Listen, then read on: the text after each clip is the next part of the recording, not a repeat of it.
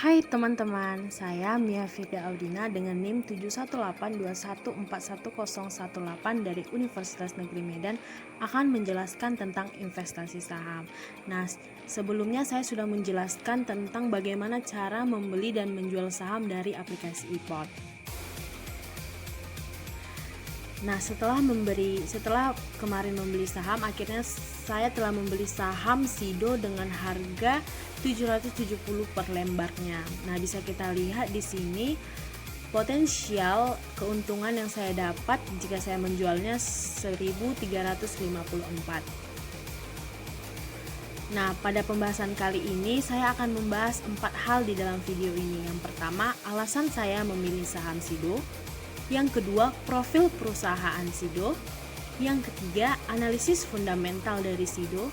Dan yang keempat, analisis teknikal.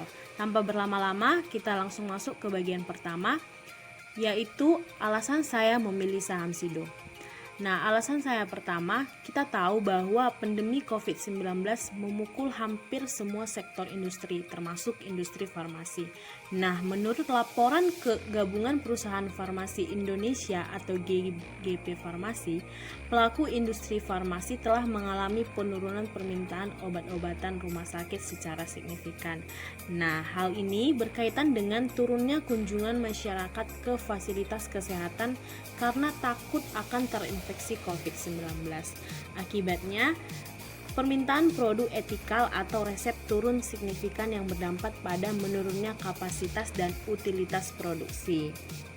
Nah, kita tahu pandemi COVID-19 ini membuat masyarakat berdiam diri di rumah, dan oleh sebab itu obat-obatan tidak laku di rumah sakit atau kurang laku karena masyarakat cenderung tidak akan mengunjungi fasilitas-fasilitas kesehatan. Nah, alasan saya memilih saham Sido ini, kita tahu bahwa Sido ini merupakan menjual produk-produk kesehatan seperti herbal ataupun suplemen-suplemen. Nah, yang kedua, akan kesadaran masyarakat untuk mengkonsumsi obat dan suplemen herbal terutama yang berasal dari bahan-bahan alami semakin meningkat. Nah, didasari dari masyarakat yang nilainya terhadap mengkonsumsi obat-obatan suplemen herbal yang sangat tinggi, inilah alasan saya memilih saham Sido ini. Menurut saya, saham Sido ini prospek kedepannya akan bagus karena masyarakat sangat membutuhkan produk-produk yang dihasilkan dari perusahaan Sido tersebut. Nah, yang ketiga, tersedianya bahan baku tanaman obat yang melimpah. Nah, kita tahu bahan baku di Indonesia ini sangat melimpah, dan bahan baku untuk membuat produk-produk di Sido ini cenderung memakai bahan baku di Indonesia, sehingga bisa dikatakan bahwa perusahaan Sido tidak akan kesulitan untuk mendapatkan bahan baku dalam membuat produk di Sidonya tersebut. Nah, itulah ketiga mengapa saya memilih membeli saham Sido di Bursa Efek Indonesia. Yang kedua, kita masuk ke profil perusahaan dari Sido muncul. Nah, Sido bisa dikatakan dengan PT Industri Jamu dan Farmasi Sido Muncul Tbk. Nah, kode Sido sendiri di aplikasi Bursa Efek Indonesia itu bisa kita cari dengan pencarian Sido. Itu adalah singkatan dari Industri Jamu dan Farmasi Sido. Nah, apa-apa aja profil perusahaan dari Sido ini? Yang pertama, saya akan membahas kegiatan usahanya. Jadi, Sido ini bergerak di bidang usaha industri jamu dan farmasi. Nah, kapan berdirinya Sido ini? Sido ini berawal pada tahun 1940 di Yogyakarta dan dikelola oleh Nyonya Rahmat Sulistyo. Sido muncul yang semula berupa industri di rumah-rumahan secara perlahan berkembang dan menjadi perusahaan besar dan terkenal. Nah, jadi pada awalnya Sido ini merupakan industri rumah kecil-kecilan yang dikelola oleh Nyonya Rahmat Sulistyo, dan Sido muncul resmi mulai berdiri pada tahun 1951. Itulah alasan pamflet Sido Muncul ini dibuat tulisan Sido Muncul sejak 1951. Nah, pemasaran dari Sido Muncul ini bukan hanya di Indonesia saja, melainkan ada di Asia Tenggara seperti di Malaysia, Thailand ataupun yang lainnya, dan bahkan pasar Sido Muncul ini sudah sampai ke Nigeria. Nah, kepemilikan saham Sido Muncul ini kepemilikan sahamnya terbagi menjadi 3. Yang pertama ada PT Hotel Candi Baru dengan presentasi sahamnya 81%, sedangkan masyarakat 18,20% dan saham Treasure itu 0,080%. Nah, adapun produk yang dihasilkan oleh Sido itu digolongkan menjadi 3 bagian. Yang pertama ada herbal dan suplemen, yang kedua ada makanan dan minuman, dan yang ketiga ada farmasi. Nah, di sini kita juga bisa melihat bahwa 67% pendapatan didapatkan dari penjualan herbal dan suplemen, 29% pendapatan didapatkan dari menjual makanan dan minuman, sedangkan 4% pendapatannya didapat dari menjual farmasi. Nah, sumber ini saya dapat dari laporan keuangan Sido Muncul di Bursa Efek Indonesia. Nah, setelah kita membahas tentang alasan saya memilih saham Sido, profil dari perusahaan yang saya pilih, sekarang saya akan membahas tentang analisis fundamental dari Sido tersebut. Jadi, di dalam memilih saham, kita tidak hanya mendengar perkataan orang tentang apakah saham ini bagus atau tidak. Kita juga harus menganalisis sendiri. Nah, analisis fundamental ini merupakan analisis yang digunakan untuk mengetahui tentang dasar-dasar ekonomi neraca, laporan laba rugi, dan sebagainya. Nah, para investor biasanya menggunakan analisis fundamental ini yang untuk kegunaan analisis dalam jangka panjang. Dalam artian di sini bahwasannya analisis fundamental itu merupakan analisis jangka panjang. Jadi seorang investor atau seseorang yang ingin menanam saham secara jangka panjang, dia akan menggunakan analisis fundamental ini. Nah, dalam analisis fundamental ini saya akan membahas 3 laporan. Yang pertama itu ada income statement atau laporan laba rugi. Nah, sumber ini saya dapat dari RTI Busnis. Bisa kita lihat di sini ada tabel ataupun ada grafik income statement. Yang pertama yang biru ini ada net income. Nah, net income ini merupakan keuntungan perusahaan Sido tersebut. Sedangkan revenue ini merupakan pendapatan ataupun pemasukan perusahaan Sido. Sedangkan net profit margin ini merupakan presentase atau perbandingan. Di sini sudah saya tampilkan rekam jejak penjualan dari perusahaan Sido selama beberapa tahun ke belakang. Di sini kita bisa lihat dari tahun 2016 sampai 2020. Nah, untuk net income ini merupakan gambaran besar keuntungan perusahaan. Bisa kita lihat di tahun 2016 sampai 2020, net income dari perusahaan Sido ini mengalami peningkatan walaupun cuma sedikit. Nah, sedangkan untuk revenue-nya ini menggambarkan berapa banyak pemasukan dari hasil penjualan produknya. Jadi di sini revenue jika semakin besar maka makin baik. Artinya di sini penjualan yang dilakukan Sido makin baik. Bisa kita lihat bahwasannya dari tahun 2016 sampai tahun 2020 revenue dari Sido ini mengalami peningkatan walaupun tidak terlalu tinggi. Jadi bisa kita katakan bahwa pergerakan income statement ataupun laporan laba rugi dari Sido ini mengalami peningkatan walaupun tidak terlalu tinggi. Selanjutnya saya akan membahas balance sheet atau laporan neraca.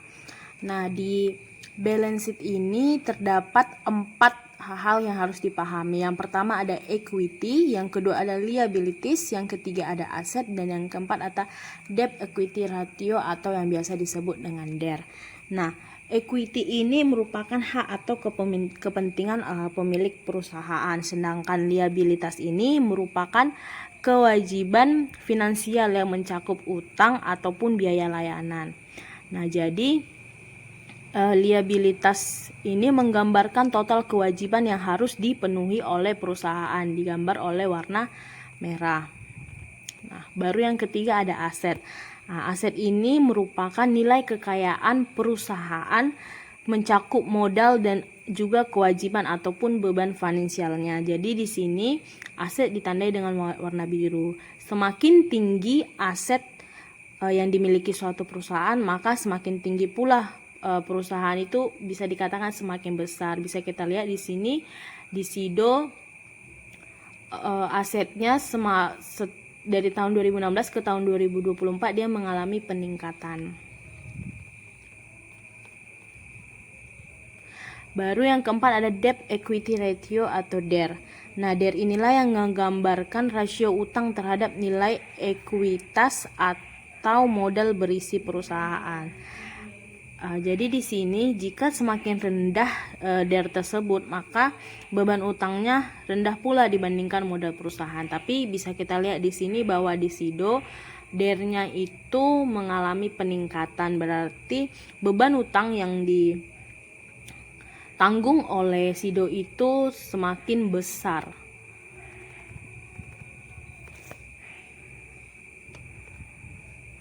Baru yang ketiga ada laporan cash flow atau laporan alur kas.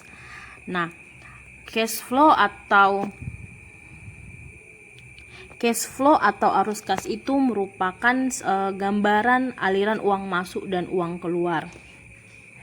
Nah, dalam cash flow itu yang pertama ada operation, yang kedua ada investing, dan yang ketiga ada financing. Nah, operation itu merupakan gambaran pemasukan operasional yang menjadi cadangan dana kas ataupun uang cash yang dimiliki oleh perusahaan, di mana bisa menghasilkan dana kas dari kegiatan operasionalnya buat mendapatkan profit. Nah, sedangkan jika negatif, jika operation dari cash flow itu negatif, artinya pengeluaran operasional lebih besar daripada pemasukannya. Nah, tetapi jika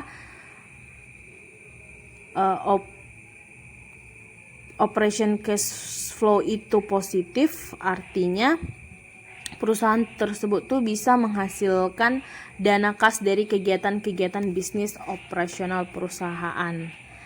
Nah, dalam artian pengeluaran operasionalnya itu lebih besar daripada pemasukannya, dan bisa kita lihat di saham Sido ini untuk operasinya itu dia mengalami peningkatan ke arah positif. Jadi di sini pengeluaran operasionalnya itu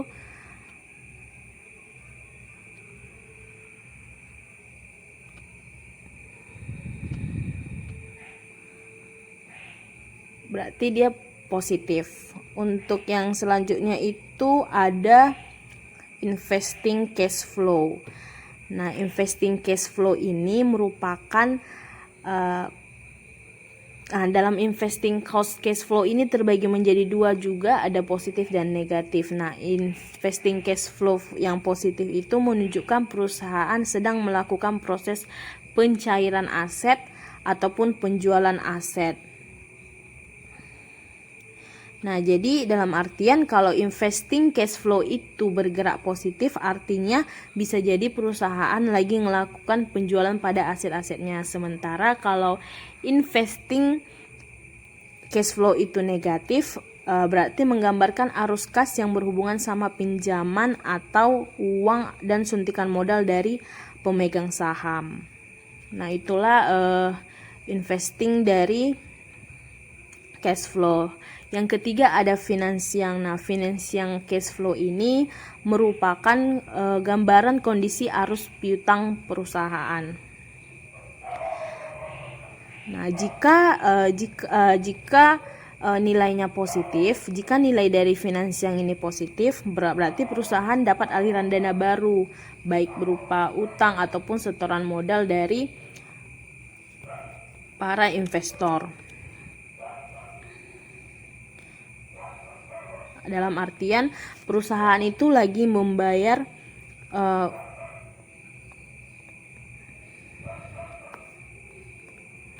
sedangkan jika financing cash flow-nya negatif, berarti perusahaan sedang membayar utang ataupun bayar dividen kepada pemegang saham. Bisa kita lihat bahwa financing dari SIDO ini dia mengalami penurunan ke arah negatif. Jadi bisa kita simpulkan bahwa SIDO ini perusahaan SIDO ini sedang membayar utang ataupun sedang membagikan dividen kepada pemegang sahamnya.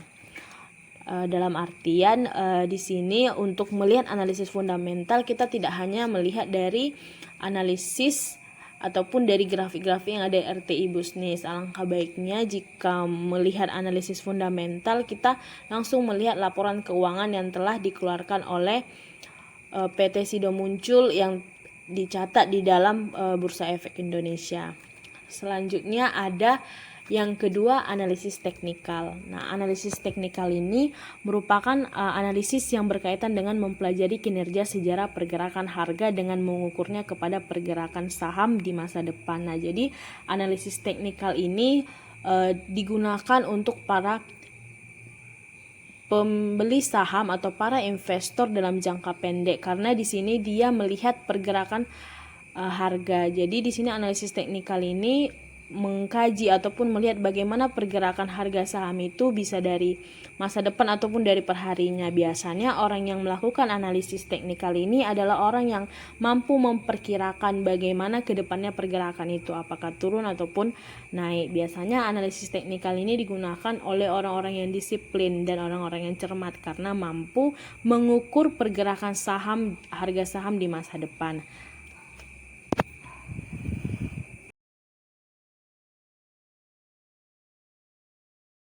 Nah, untuk melihat analisis teknikal, kita bisa lihat langsung pada aplikasi iPod di bagian menu Simple Chart.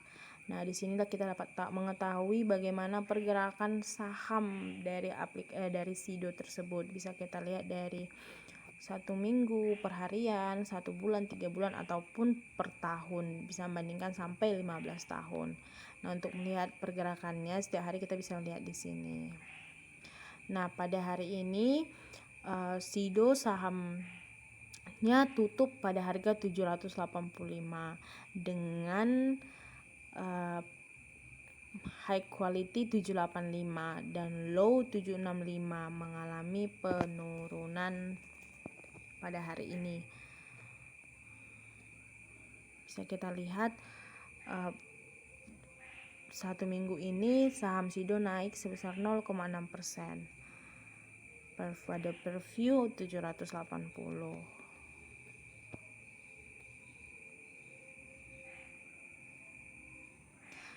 Jadi teman-teman, begitulah begitulah investasi saham saya di SIDO. Terima kasih.